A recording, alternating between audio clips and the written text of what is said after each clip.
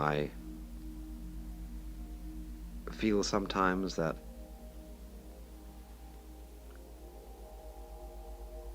phrases like universal harmony are so hackneyed, so almost slushy and sentimental, that it's terribly difficult to begin to find the right word for this kind of thing without sounding like Voltaire's Mr. Pangloss, without sort of jumping on this best of all possible worlds business, because the thing isn't like that at all. It's very, very much stronger than the feeling that this is the best of all possible worlds. And the curious thing about it, it isn't that it glosses over anything, but it makes the most awful things seem that way too, without at the same time making them cease to seem terrible. It's very peculiar.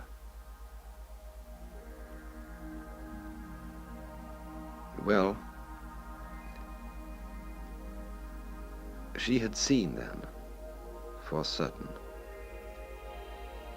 at the time of that experience, seen with total clarity, that our whole past, present, and future life was in some way part and parcel of what we are perforce driven to call the universal harmony of the Tao. But what one doesn't seem to understand then is that this still remains true of what one is today. You are in the stream when seeking for what you have lost, and when feeling perfectly ordinary, no less than when you were in ecstasy.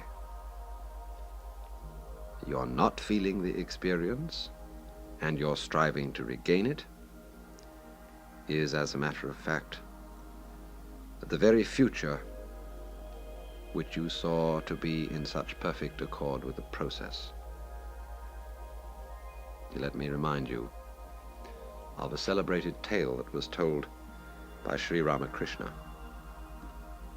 The story of one of his disciples who had learned from the master that all the multiplicity of this world is the illusory outward form of the one eternal, divine Brahman underlying the entire process. And having sat and listened to this exposition, the disciple got up and went his way, and in passing down a rather narrow street, he saw an elephant coming towards him, and Mahout riding on top of the elephant. Well, the Mahout saw the disciple wandering down the center of the road and shouted at him, "Hey you, get out of the way! This elephant isn't very nice."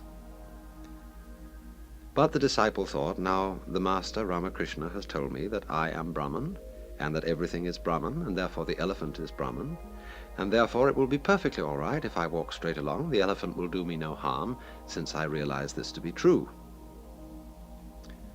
So he ignored the warning of the Mahout and approached the elephant, and the elephant swung his trunk and swatted that disciple hard and threw him into the ditch where he was scratched with the brambles. Well, he was very upset, and he came crawling back to Sri Ramakrishna and said, "Master, you have deceived me. I understood that everything is Brahman, that I am Brahman and all other creatures. Is that not so, Master?" And the master said, "Yes, it is so." Well, he said, "I was walking out in the road and I saw this elephant coming towards me. And it didn't seem to me to be necessary to get out of the way when the Mahout riding the elephant warned me to do so, because I figured that I was Brahman and the elephant was Brahman and I could come to no harm." "You stupid man," said Sri Ramakrishna. "You didn't realize that the voice of the Mahout was also Brahman, and you should have heeded that too. So also in this case, the one who is trying to regain the vision is the disciple. And the vision they're trying to regain is the elephant. But the way you are actually feeling now, and which you are ignoring because of your eagerness to feel some other way, that is the voice of the Mahout. And that too is Brahman.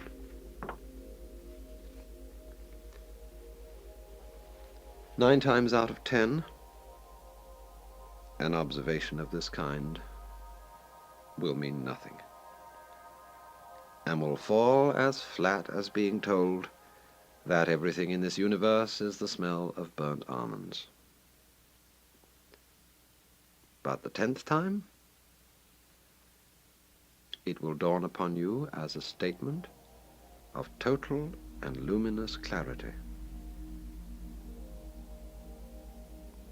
I do not think we need have any fear that this 10th time will never come, for in other circumstances it has come again and again.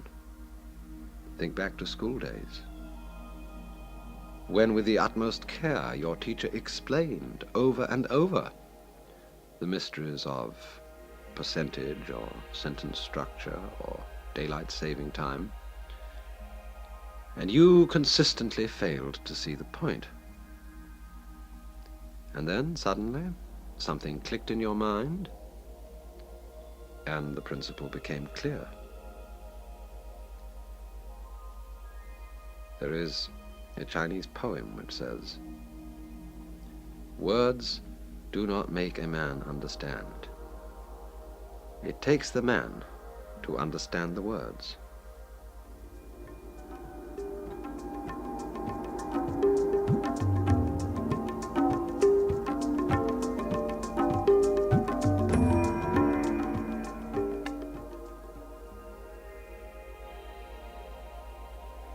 Now, today, we are living in an age which is quite peculiar, because in the world of science, there are no longer any secrets, because the method of science requires that all scientists be in communication with each other, and therefore that every scientist, as soon as he has discovered something or got a good idea, he rushes into print. And it's important for him to do so, because some other scientist somewhere else in the world might be thinking about something on the same lines and would be stimulated in his work by this man's speculations, even if not by discoveries. And so the whole scientific world tries to remain in communication.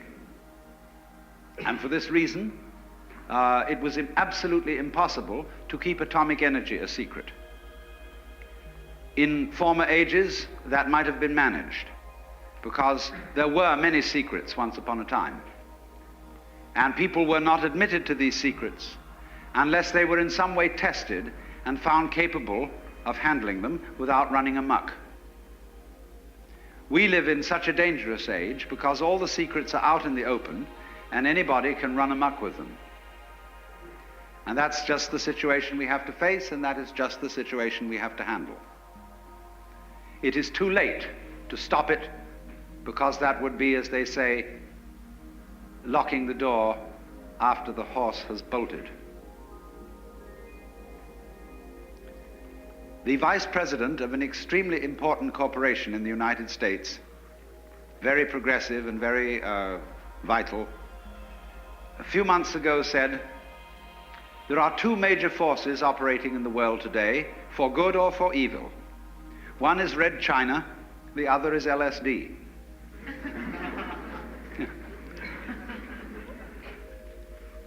And there is a certain reason why such a thing as a certain chemical, which is capable of opening people's minds in a certain way, should be something extremely disturbing. Because this particular chemical, in common with a number of others that have been known for centuries, but have been rather played cool through those centuries, is capable of doing something which simply cannot be tolerated.